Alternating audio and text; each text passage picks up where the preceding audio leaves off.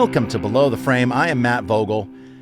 Thank you, everyone, so much for all the support you've given to Below the Frame over all of these years. We started this podcast back during the pandemic, as I think I've said several times. I know I said it in the beginning of this season, and it's just been great to see all the support and all the love and for the podcast, and I'm so happy to be able to do this for you.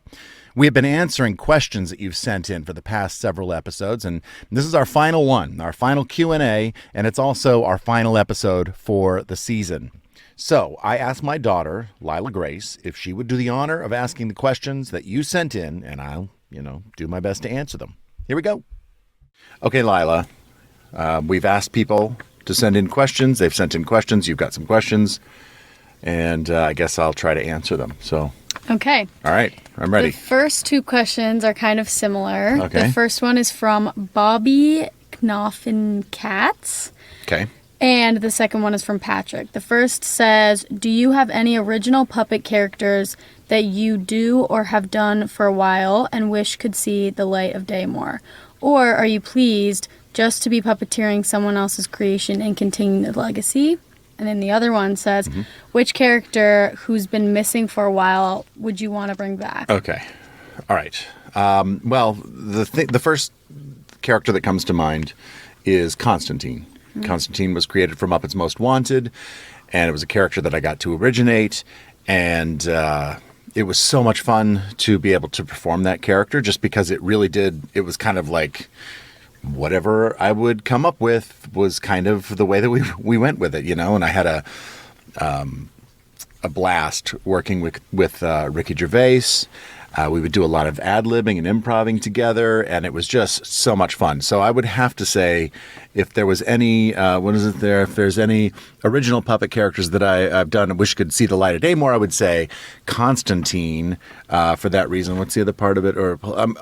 Obviously, I'm also very pleased puppeteering legacy characters because those are kind of the lifeblood of the Muppets and the Sesame Street franchises. They're the the bread and butter. I don't know if that's the right thing, but they are the key ingredients. So being able to perform Kermit for the Muppets and Big Bird for Sesame Street are supremely important to me.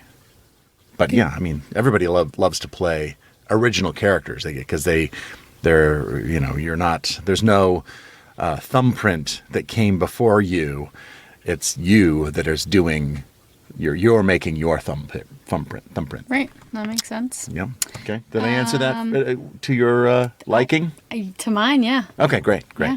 All right, what's next? Okay, the next one is from My Muppet Memories. It says, hey, Matt, how does it feel to be performing Kermit the Frog and Big Bird, two of the most legendary and iconic Muppets ever? This is Jesse Oliver. Hi, Jesse. To perform Big Bird and Kermit, it's very daunting to perform them. And I've talked about this a lot before, that it is a huge responsibility, I feel, because you are carrying on in the footsteps of that performer that came before you. Okay. Hi, it's me, Matt.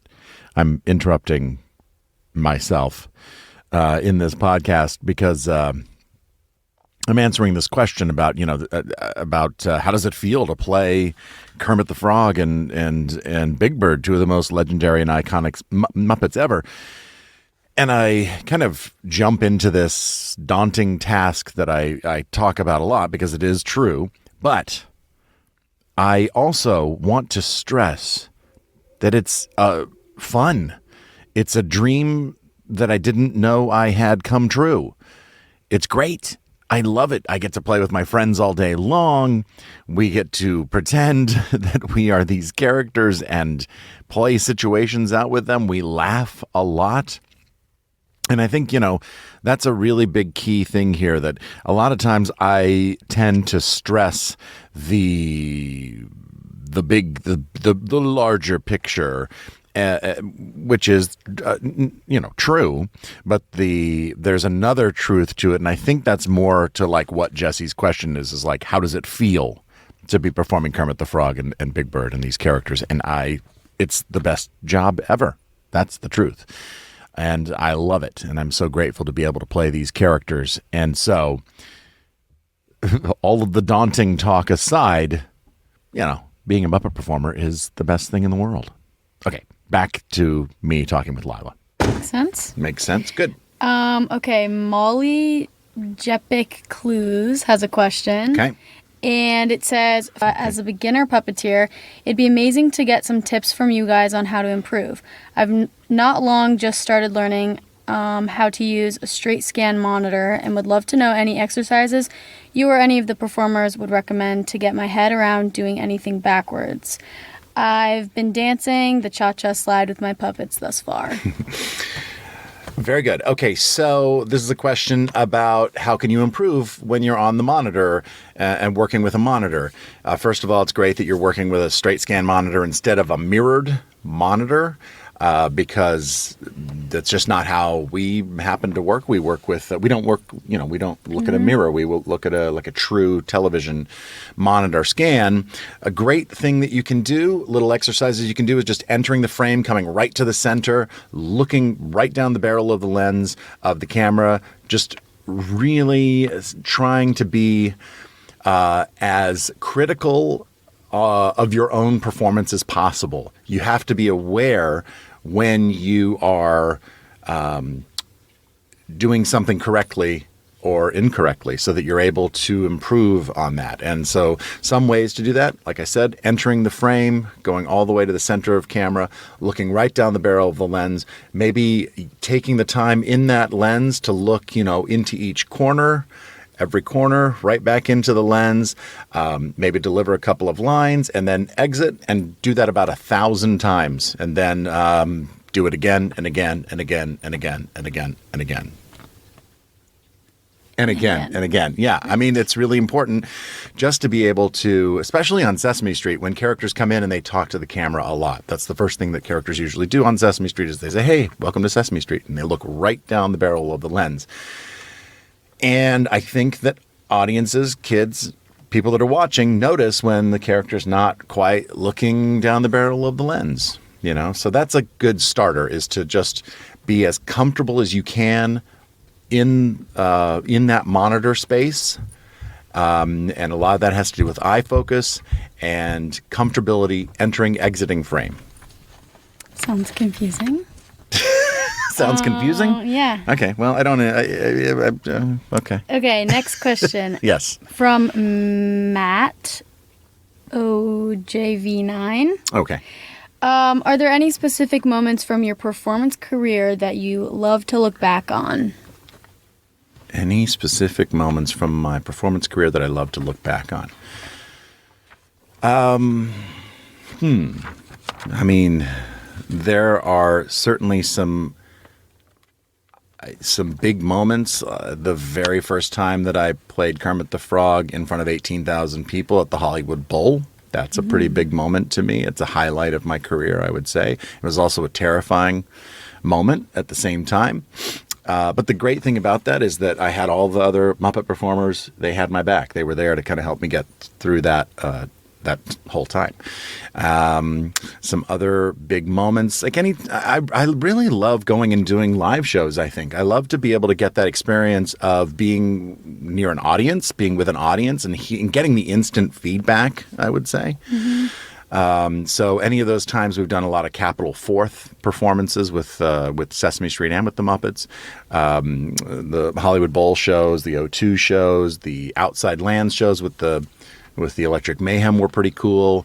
Gosh, I mean, anytime we've done like a live performance, those are and in somebody else's performance space, whether we go to the Tonight Show starring Jimmy Fallon, or whether we are on Good Morning America or the Today Show. Any of those kinds of things are super fun to go in and do. But I would say, like, in terms of longer form projects, I loved working on the Muppets Mayhem. I loved developing the characters, Floyd in particular. It was just such a fun time, and really, really, I treasure those times. I also love doing the Muppets Most Wanted film, back to the Constantine. Okay. So the next question is from Muppet Halls. Okay. And they say, what is your favorite Richard Hunt or Jerry Nelson story? So I did not know Richard Hunt. I came along after he passed away. But Jerry Nelson I did know quite well. And some things that I remember about Jerry, one of the things I remember that a lot of Muppet performers would say this is when we were on Sesame Street, he would be in the Muppet room and he would be playing Tetris on the TV in the back, just waiting to be called to set. So do you know what Tetris is? I don't. It's like a block moving game where the blocks are like coming from above and you can move them around and then you're trying to fill all the blocks up without it. He would be doing that like all the time. He loved that game. Personally, your mom and I, Kelly and I, got to go up and do a show with Jerry in Truro, up on Cape Cod before we had kids. So you weren't here. You weren't around. You were nowhere to be seen. But we got to do a show with Jerry called Pam at Night's Truro Daydreams, I believe is the name of the show that Jerry wrote. He asked Kelly and I to come up. We spent the week with him at his house in Cape Cod and just had hours and hours of really, really special moments together that I treasure. He was a mentor of mine, and I miss him. Well, the next one is from the King of Tea. All right. And this one says, okay, so say there's a day you're out from either doing Sesame or the Muppets. Okay. And say it was a Big Bird or Count thing for Sesame or a Muppet thing with Kermit, Floyd, or Uncle Deadly. Okay. How do they know which Muppeteer to put into or below the puppet? Okay, so if I'm not there for some reason... Okay. And it's a Big Bird day or a Count day or a Kermit day or a Floyd day or whatever. Okay. And if I'm not there for some reason, what happens is for Sesame Street, since I'm the puppet captain, I would choose somebody that I would trust performing Big Bird or the Count. A lot of times it's Peter Lintz because he has performed Big Bird over the years many times, or Noel McNeil, who's also performed Big Bird many times over the years. And I would ask them to fill in for me, and either they would temp in their voice, and then I would record the voice later, or they would perform to, if it's like a song, I may have pre-recorded the song, so then they just lip sync to my performance. That's generally how it works. Similar kind of thing for the Muppets, except Bill Barretta's the puppet captain, so he would generally, what happens is if somebody is not there, the puppet captain, myself for Sesame or Bill for the Muppets, would ask the performer of that character, who do you want to play the puppet when you're not there? So if Animal can't be there, or if Eric can't be there because Animal is not there, is in a scene and Eric can't be there, Bill would ask Eric, who do you want to play Animal?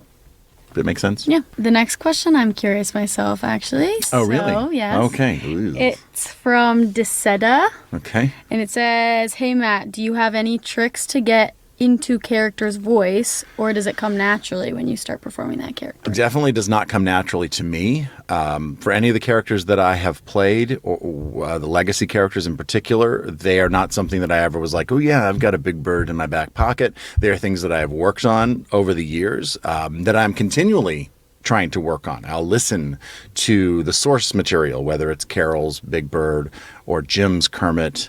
I will listen to that source material quite often to try to hear inflections or words that they said, or the manner in which they would say a sentence, so that I can try to replicate that in some way.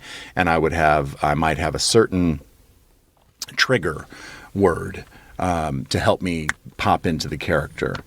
For Big Bird, it's hello there. That's what I would say with Big Bird. So that's kind of what I do. But it's like, for me, it is because I am not a voice match and never claimed to be. I do feel like I am able to provide the essence of the character and the mannerisms and the emotion and the soul of the character to where it's, similar enough, but maybe not an exact match. But that's kind of the part of the character that's kind of evolving as we go along, and hopefully it is acceptable, to the viewers. I hope so. Yeah, you do. Okay. Liana Riv says, "Hi Matt, I wanted to know what your favorite Kermit the Frog moment and or performance is so far." Wow, so far. Well, I did mention the Hollywood Bowl shows earlier, and those are really great, and those live shows. And so I would say about live shows recently, this past summer, I got to do 2 nights at Madison Square Garden with Tyler Childers and came on and did 2 songs with him each night. One was a song that was one of Tyler's songs, and then we did Moving Right Along with Kermit singing Kermit's part and Tyler singing Fozzie's part. And you got to be at the first night of that. Yeah, it was really cool. What did you think of that? Very talented. Sounded good. Thanks, Gene. It was good. Thank you. Yeah, so those kinds of things are super fun to do, like I said, or performing with Willie Nelson is a lot of fun. Like the memories that I'll remember, and we've done episodes on this as well. Our first episode of this season was about Kermit at the Luck reunion, and me as a person sitting this far away from Willie Nelson on his porch was just a huge moment for me. Yeah, it's cool. Okay, the last 2. Okay. Are you ready? Yes. Okay, this one is from Artsy Muppet 666. Okay. It says, "When will we be seeing Muppets Mayhem blooper reel?" I looked into this question, and there isn't one. It's unfortunate. Why? I don't know. They just didn't make one. I don't know why they didn't. There isn't one, as far as I know. I asked Bill. I texted Bill and said, That "Is would have there?" been cool to see. It would have been, because there were some very funny bloopers, and there isn't one. Sorry. Darn. Yeah. Okay, last one from Miss Car 4. What is the strangest position / place you've ever had to perform a Muppet from? There are 2 that come to mind immediately. One is from the first Muppets movie, the 2011 movie. I was crammed in the back of the car that they drive. That's the one I was thinking. The brown, There's the brown car. I can't remember what the car is. The car that 80s Robot drives. But I was playing Floyd, and I was in the trunk of the car.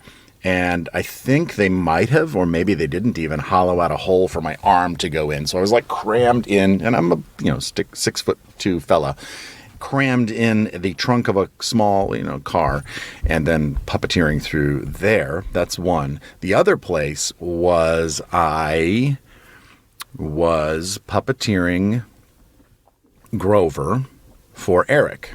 His wife was about to have a baby, and we were shooting a song with Dave Matthews on Sesame Street.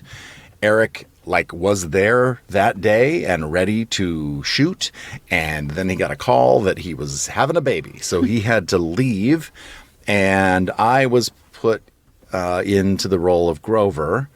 This was back before I was puppet captain, because I don't know if I would have done this, but I had to cram myself in the bottom 2 steps of 123 Sesame Street. So there's 2 steps, very small steps, and because Grover is sitting on the steps next to Dave Matthews, and so that's where I had to cram. So that was pretty tough too. It was kind of fun and also kind of rough. Yeah. Doesn't thanks. sound comfortable. So Lyla, before you go, do you have any questions for me that you have always wanted to know the answer to, or any questions that you can think of? I have 2. Okay. One of them is kind of similar to the first one. It's which was talking about the characters that you whatever. Yeah. My question is there a character that you made growing up that you wish was more present? No.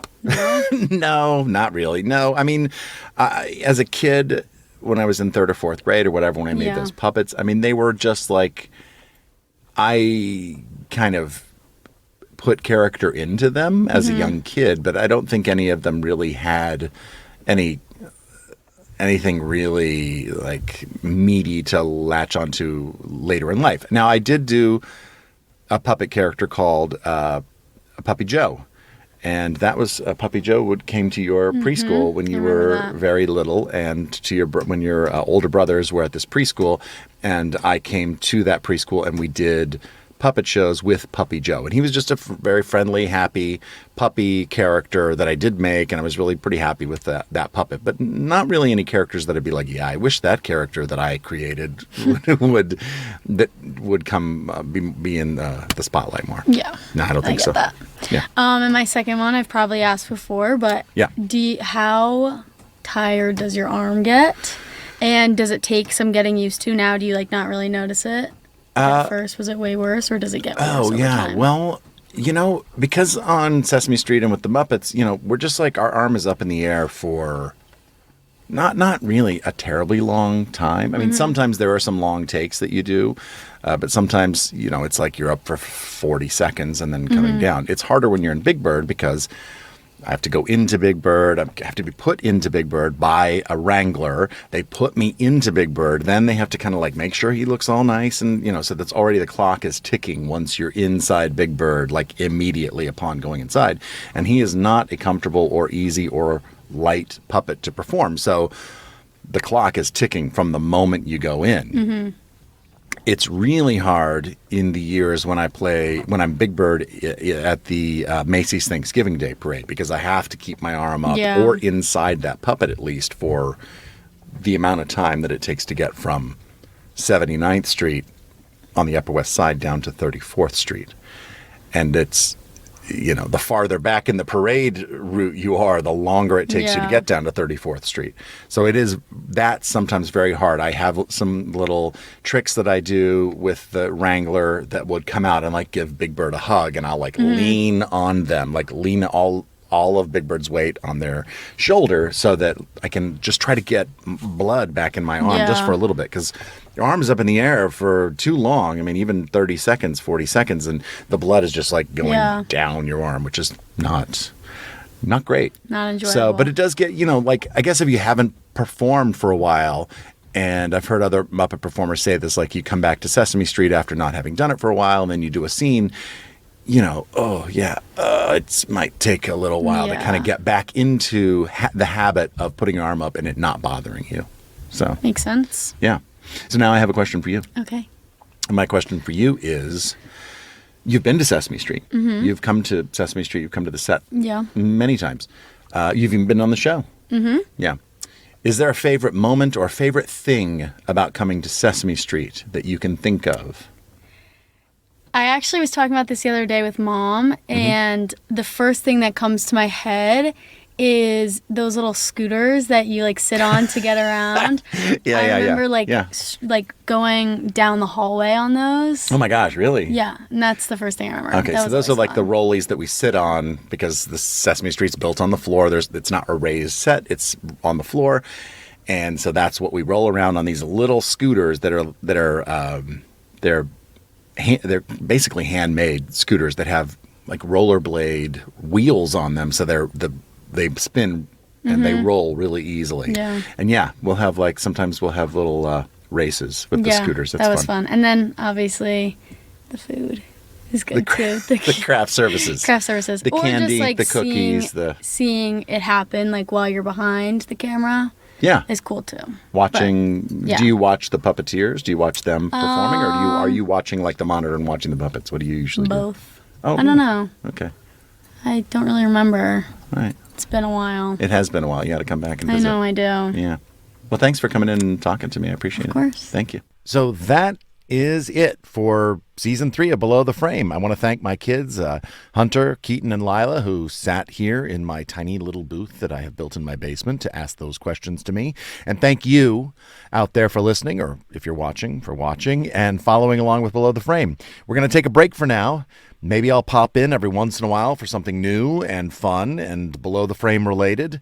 One more thing. So next week, I am going to post the Below the Frame Rewind from October 26, 2018, and that's the one about Carol Spinney's retirement. So that really will be the finale for season 3. So I hope you listen to that. And Anything else? So, oh, yes, there's one more thing. You can subscribe to another podcast that I'm doing with two friends of mine, Nate Starkey and Ashley Ward, who are brilliant people, and I love getting to hang out and talk with them. The podcast is called Solve for Gen X. 3 Gen Xers get together. We discuss a topic that is relevant to us as members of Gen X, but then we also talk to somebody from another generation, a baby boomer, a millennial, a Gen Z, to see if there is any commonality between the generations. And there's a lot of Muppet talk in there as well. So you can check that out. As you know, I've put a few episodes, you might have noticed, in the Below the Frame feed to whet your appetite. But please search for Solve for Gen X wherever you get your podcasts. And we will see you next time when we go below the frame. Bye-bye.